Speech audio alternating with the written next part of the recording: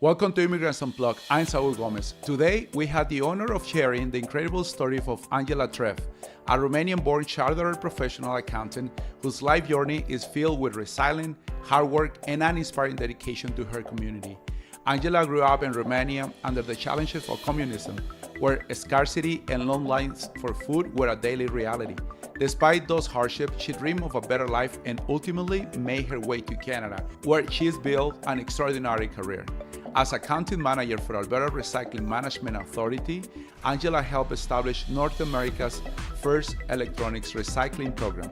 Since 2010, she has been a business consultant at Interior Health Authority, excelling in financial management and leadership. Beyond her professional accomplishment, Angela is passionate about giving back. She is actively involved with the CPA Association of Canada and serves as president of the BC Financial Healthcare Professional Society. She also volunteers her time teaching financial literacy to newcomers to Canada, helping them to build a strong foundation in their new life. Locally, Angela is part of a vibrant book club that brings together immigrants from the community, where she shares her love of learning and meaningful discussion. Angela's story is one of perseverance, connection, and a relentless drive to make an impact. Stay tuned. You won't want to miss this inspiring conversation. Angela Trif, welcome to Immigrants Unplugged. How you doing? Good. Thank you very much for inviting me. I feel very honored that you invited me to be part of this project. So thank you so much. It is my pleasure, honestly, to have you today here at the studio. And we're going to be able to share that incredible journey, the incredible story you got. You coming from Romania, that's where you're born and raised. How was it? Can you tell me a little bit about what it was like to be growing up in Romania? Well, there are multiple aspects. First, I want to talk about my family. You know, I'm very fortunate that I was part of a loving family, a big family. I have over 30 cousins. Both my parents come from big families. You know, my mom was one of 6, my dad one of 8. So I had lots of cousins who, of course, were my first friends, and, you know, grandparents, aunts, and uncles. So I am very fortunate to come from a big family with a lot of love. But from an economic perspective, it wasn't the best to grow up in Romania. I have memories of being a child, and we never have had enough food. And it wasn't because my parents were not hardworking. My parents were very hardworking, but our government was such that they were exporting all the food that was being produced in Romania, and they were starving the population. So our focus was all day, every day, how to get food. And it was, you know, the basics: bread, butter, sugar, oil, flour, rice, meat, you know. So all these basics we just didn't have available. So we had to struggle every single day to line up, stay in the line for hours and hours and hours, and then hoping that maybe they will bring some bread to the store that day, or some sugar or milk, or, you know, any of these products that so many people just take for granted. So everybody's living through the same situation, though. Yes. Is that what shaped your dreams to looking a better life, get out of the country, experience something else? Well, we didn't know at that time. We didn't know any different. Mm-hmm. We just thought that was the normal, right? We couldn't see movies. We couldn't listen to radio. We were not allowed to listen to Michael Jackson. So, you know, the country kind of put this iron curtain, Mm-hmm. and it's figuratively speaking, it's an iron curtain, but they were blocking the TV signals. They were blocking the radio signals. So we didn't know what other people in other countries lived like. We thought that was the way. And, you know, like I said, we were very happy to be surrounded by family, but economically we had to struggle every single day. This is exactly what I'm looking for. This type of stories, inspiring stories, like, you know, that is perseverance, is resiliency, and such a young age get to see the world. You think that's the normal. From my understanding, you were going to university over there in Romania, right?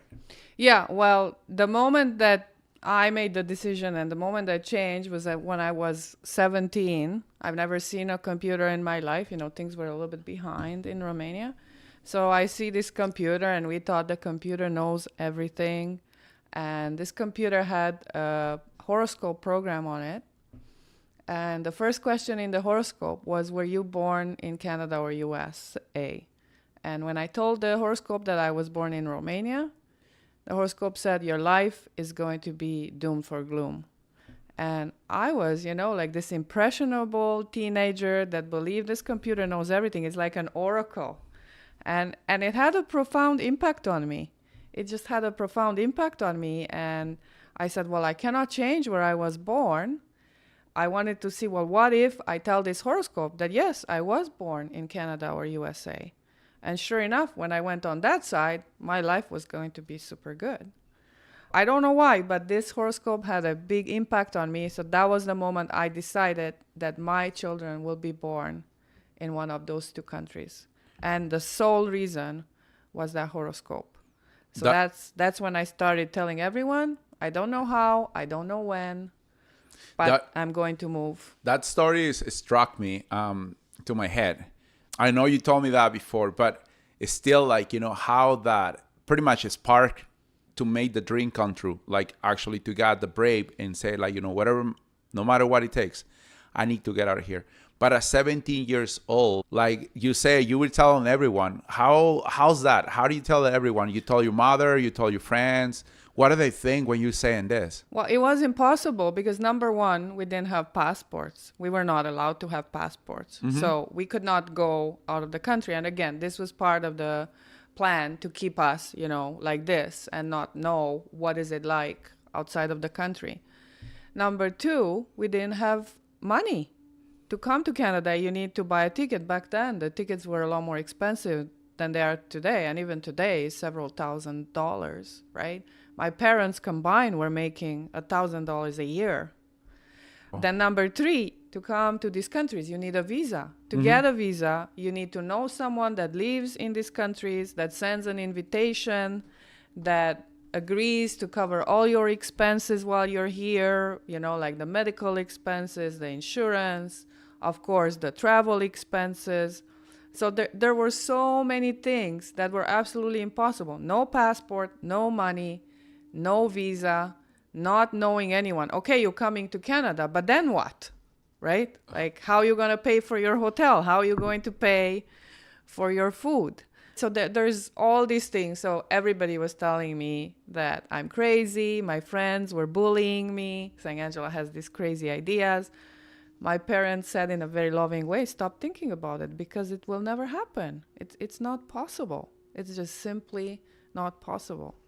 But I just chose to believe in it. I said, it's going to happen. I'm going to make it happen. Do you get quiet after even like your parents telling you like, forget it? Never is going to happen? I stopped talking about it. Uh-huh. I stopped talking about it, but inside. How long took you right after 17 to get out of Romania? Well, I came to Canada when I was 21. 4 years having that in your mind and said like, I need to look for a... But first, I was 19 when I met this guy and we fell in love with each other. And he said, Angela, what are your dreams? What do you want to do with your life? So that's when I shared with him that, my dream is to move to Canada or to USA. And he asked me why. And I said, well, it's because of this horoscope. And he didn't hesitate. He said, I'm going to make your dream come true. Mm-hmm. So he was the first one who didn't laugh at me. And he was the first one who said, I'm going to find a way to make your dream come true. So, and he didn't ask because I still didn't know. Ask me, what did I know about Canada or USA? I didn't know much. I knew the capital of Canada is Ottawa. I knew about Montreal because that's where the 1976 Olympics was. Do you speak the language too? English? Well, we learn English in school, but the English that we learned in school was like, this is a cat. So, like basic. Very, very basic. Is the boyfriend at that moment, it was from Romania as well? Of course, he was from Romania because we had a law in Romania that we were not allowed to speak to foreign people. Oh. So it was forbidden for us because, again, it was part of keeping us, right? So there were people that were coming, visiting to Romania. Romania is a very beautiful country. It has mountains. It has a nice seaside. So we always had people from Germany, from France, from other countries coming. And we could hear them on the street, but we were not allowed to talk to them. How is the journey actually to say, like, this is the way we're going to do it? You got to talk to your parents. You got to tell the government, hey, I'm going to walk out, because this person, or you had to escape. Well, you had to escape. The worst thing was to tell the government because they would have put both of us in jail. And actually, I didn't even tell my parents. I didn't even tell my parents. So we fell in love with each other. And he was crazy enough. I don't know what he saw in me. I still wonder. But he was crazy enough to say, I will make Angela's dream come true. And again, we didn't have passport, no money. So the only way that he could get out of the country was illegally. So he decided to swim the border between Romania and back then it was Yugoslavia because it was still before the war. Okay. It's this big river. It's called the Danube. Johann Strauss wrote a very nice waltz, the Blue Danube. It's about 2 kilometers wide, kind of like the Okanagan Lake over here. So no big deal to swim across. So he trained for 6 months, wow. to build his stamina to swim across. The only issue was that it was guarded by military on both sides. Oh. And communist military was instructed, shoot first and ask questions later. So it was very dangerous. And he studied a lot, because the border is long. It's hundreds of kilometers, right? So you kind of have to make a decision, like where would be the best spot to attempt to do this. And there is this thermocentral power plant that uses the water to create electricity. And they have these big turbines on the river. So he said, well, if I'm going to swim close to there, the military there is not as dense because the military said nobody's going to be stupid enough to try and swim here because it's very dangerous because the currents caused by those turbines, right, to produce the electricity. Mm-hmm. So he swam close to there. And again, this is way before internet, way before cell phones, and all the letters that he wrote to me were being blocked. He could not call me on the phone because the phones were being blocked. So he made it across, but I didn't know that he made it across. And once he made it across, because he broke the law, crossing the border is not legal. So they arrested him and they said, what are you doing? And of course, he didn't tell them, well, there's this girl, Angela, and she has this horoscope and this crazy dream. He said, I'm running away from the communist regime, which was partly true, but it was not the main reason why he was doing this. So then he was admitted in a political refugee camp where he stayed for several months. And that was in another country? In Yugoslavia. In Yugoslavia, okay. Yeah. And, they interviewed him and he had to fill a lot of paperwork. And they said, well, we're going to have to see which countries are accepting people like yourself. So there were 3 countries that were accepting immigrants at that time, political refugees, and it was Australia, South Africa, and Canada. So of course that it was a fluke that Canada was in the 3 countries and it was also in the horoscope. So the decision was very easy to be made. How they actually went to get you? Well, he didn't get me yet because he came to Canada. United Nations paid for his ticket to come to Canada. And then he had this whole other interview about where in Canada, because Canada is the 2nd largest country in the world. So where in Canada do you want to go? And he had a meeting with a person at the Canadian embassy in Yugoslavia. And this person asked him what his hobbies were, and he liked fishing and hunting, and he was a mechanical engineer. So this person recommended Edmonton, Alberta. What year you got here? 1994. So all I had to do, I got on a plane. He paid for my ticket. He waited for me at the airport in Edmonton. And, you know, for me, it was easy. New life, new starting. You didn't say even goodbye to your parents. I did say goodbye to my parents, and my parents were worried because I didn't finish university. In Romania, I did 3 years of university, and they were saying, well, stay one more year to finish. But I knew that I wouldn't get credit for it. Were you taking accounting at that time? I was studying economics, yes, because Economics. I always liked numbers. So numbers come, yeah, I'm very blessed. I understand numbers. You came to Canada. What was the things that stood you up? Well, the first thing that I remember, I went to Safeway and I saw the store full of everything. And I started crying. I just could not believe it. I just could not believe it that a store like that exists. So to me, I was like, wow, is this real? So that was a very impressionable moment. But, you know, there were also tough moments because I was quite young. And like I said, I was lucky to grow up in a family that we were very close together. Mm-hmm. And we got married with my boyfriend, and, you know, he was working 3 jobs. He was waking up at 4 a.m. He was delivering bread. Then he was working as a mechanic in a shop where they were paying him $3 an hour. So we didn't even know, this is the things that you learn. We didn't even know that there's a minimum wage law in Canada. So these people were helping him, but actually they were taking advantage of him because minimum wage back then was $5.50, and they were only paying him $3 an hour. Oh, wow, no way. And he was working as a mechanic, and he was an engineer. So, you know, like he was overqualified. So he was working all day, every day, and I was at home. I was learning English because I wanted to go to university, and I had to pass this test of English as a foreign language exam, and I was lonely.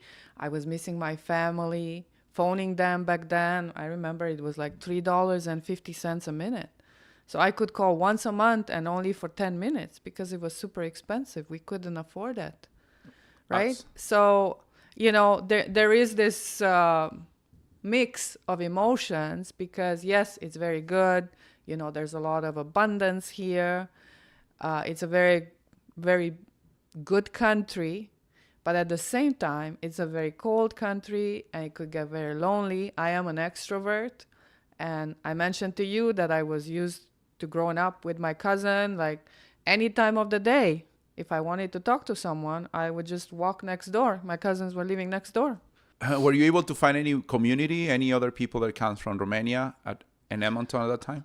I did find some. Yeah. But again, they were older than me. They had young children. They had jobs. They were busy. So we were visiting with them, you know, maybe on the weekend. But during the week, it was quite lonely. It was very lonely, actually, right? So I just had to find it within myself, you know, to focus on what my goal is and then just to dedicate myself to the goal. And my goal was, you know, to pass the exam, to get into university, to get a good job. I was able to get a job doing cleaning, but I wanted more for myself. And, you know, my husband at the time said that he wanted more for myself too. So, you know, we were just working and studying and crying from being lonely, crying from missing the family. So there were happy times, there were sad times. Yeah. But, you know, in the end, it all worked. So emotionally, the story take the hit, right? Emotionally, it felt some moment happy, but at the same time, it's like missing family. You want to pursue even more like the dreams. You're already in Canada. Like you say, you like numbers. You were going to university in there, right? And in Romania.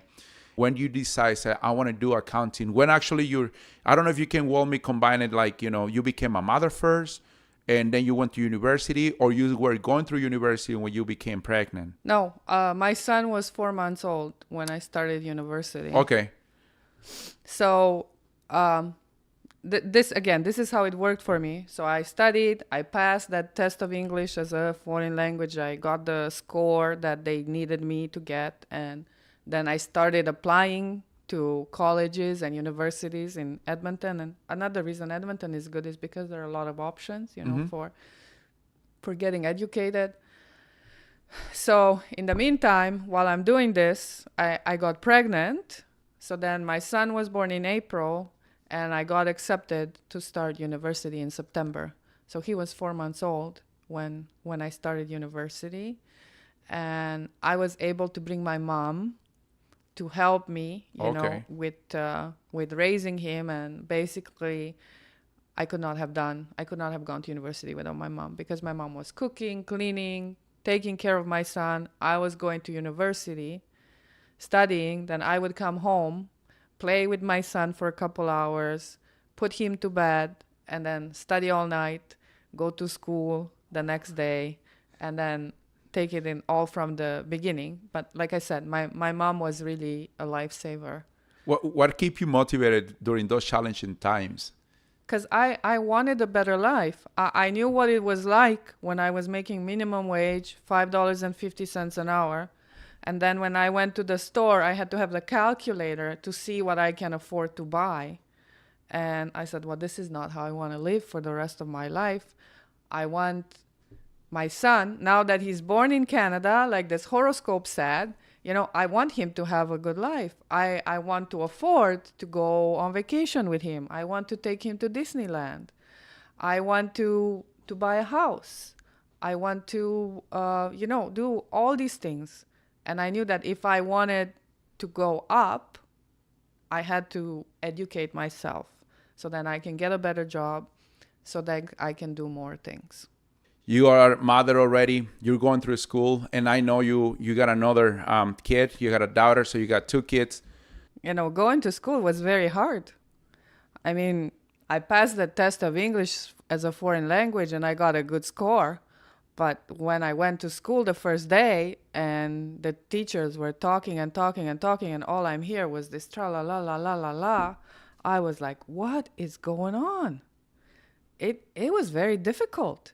It was very difficult. I was crying every single day. And I thought, I cannot do this. I'm not smart enough to do this. I thought I was. But, this is proving very, very difficult. And there was this part of me that thought that I have to give up, that I can't do it. But then there was this other part of me that said, I cannot give up. I have to do it. And it doesn't matter what it takes. It doesn't matter how many nights I don't sleep. It doesn't matter how much I have to study. But I will make this come true. So I was able to turn that switch. And, I was able not just finish school, but I ended up finishing school in the top 3 people in my class. And I got a scholarship because I had the highest marks. And for the people that go to school here, and after that I've been privileged to teach, it's very difficult because students are so competitive, right? But like I said, somehow I had this belief in myself that I cannot fail. There is no way that I can fail, and I have to do it. And this belief in myself has helped me get through everything. And then again, having 2 kids is even more complicated. And my parents were coming and going, and then we decided to sponsor them so they can stay here permanently.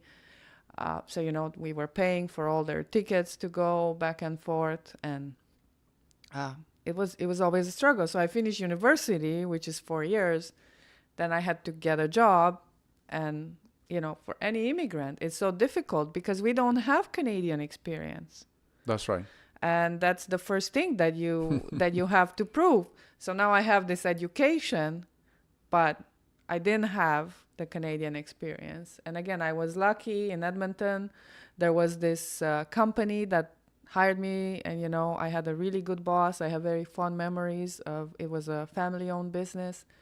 And he told me, you just need somebody to give you a chance, give you a place to start. And he gave me the chance. And then after that, there was nothing stopping me.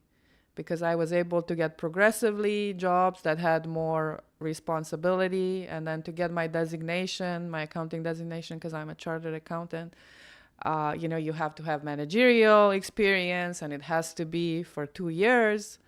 So I was able to go through that progression, but it was a struggle. It was a struggle. It was not easy at all. Every single day, and when I got the designation, there was this big ceremony, and we got to walk across the stage in Edmonton.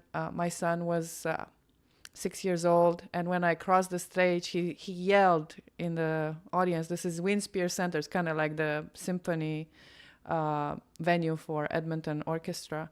And he yelled, he said, "That's my mom." So that was the moment that I just started crying, because, tears of joy. I was so happy that, I made my kids proud, and, I achieved my dream, not just to move to Canada, but then to take it even further, to go through all the pains of, getting educated here, getting a job, doing a job. It was really, That's really a good. very beautiful and inspiring moment that you're telling me. Obviously, that's a mom proud moments over there. Now you mentioned you're a chartered accountant, right? And I know you're working with the health environment industry in the area here in the Okanagan, though. How do you get connected, or why do you end up choosing this industry, even when you're working as an accountant, though? How big it is your role, and how important it is for you to make the things and contribute as a team? So the reason I choose to work in healthcare is because I feel I can make a difference. I feel that I can improve, the health of the people that live in our area. The things that I do, and we have a big team, and our team includes people from all specialties. We have doctors, we have nurses, we have technicians, and we also need to have accountants in the team, because the financial side of any type of organization is actually very important. And if the financial side is not viable, then the whole thing collapses. So that's why we are kind of behind the scenes. We are definitely not in the front line. But I feel that the work that I do, it makes a difference. I was involved with a project, with a procedure that we brought here to Kelowna for people that have had strokes. And little did I know 5 years ago when I worked on this project that bringing this procedure to Kelowna is going to save my mom's life, because my mom had a stroke a couple of years ago. And because we had the doctor, and it's just a coincidence, my mom had a stroke on Christmas Day. So we had an interventional radiologist here in Kelowna available to remove the blood clot from my mom's brain on Christmas Day. Right on time. Right on time, because for a stroke especially, it has to happen in so many hours after the vascular accident occurs. So, we were very lucky, and my mom is alive today because that procedure was available here.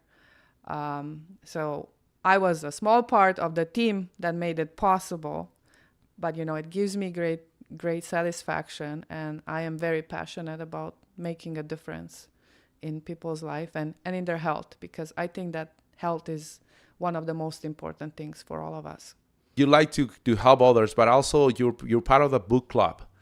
And this book club, I want to know what actually, what role you played, or why make you to join a book club, even like this. You mentioned before you're an extrovert person, so it seems to be like you're very social. What brings you that book club to you? Well, I like to read.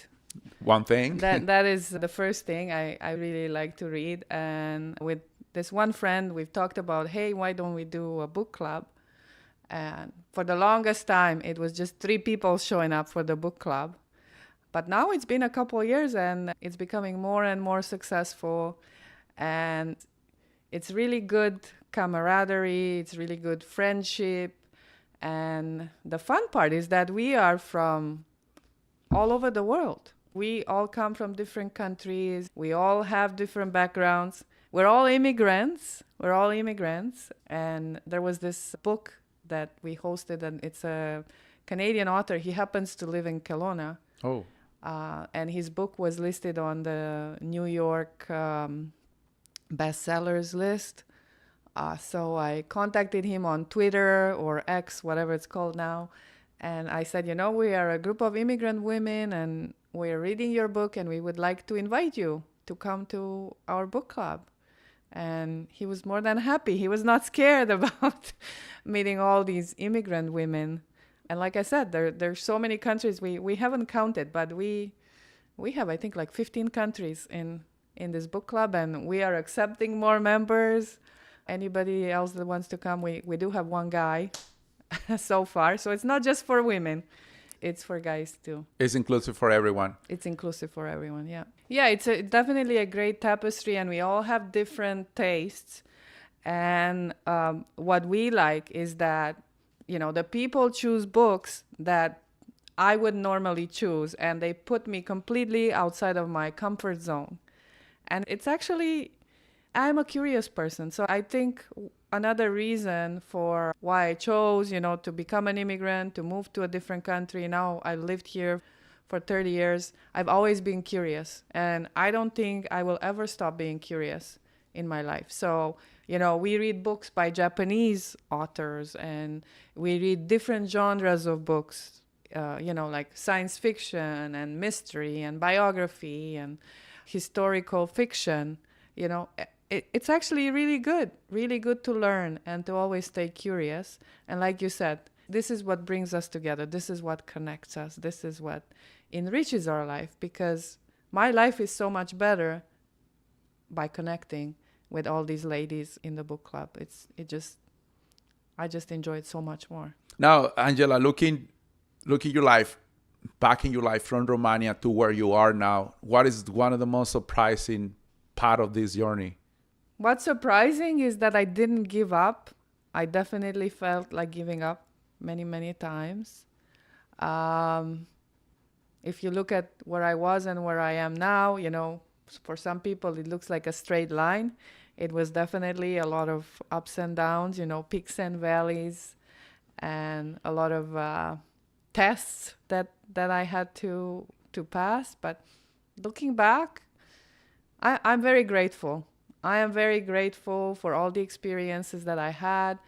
I'm very grateful that I was stubborn to believe in that horoscope, and I don't know why it resonated with me. There was a group of us that saw that horoscope, and I was the only one that took it as something important, and I chose not to forget about it. I chose to focus on it.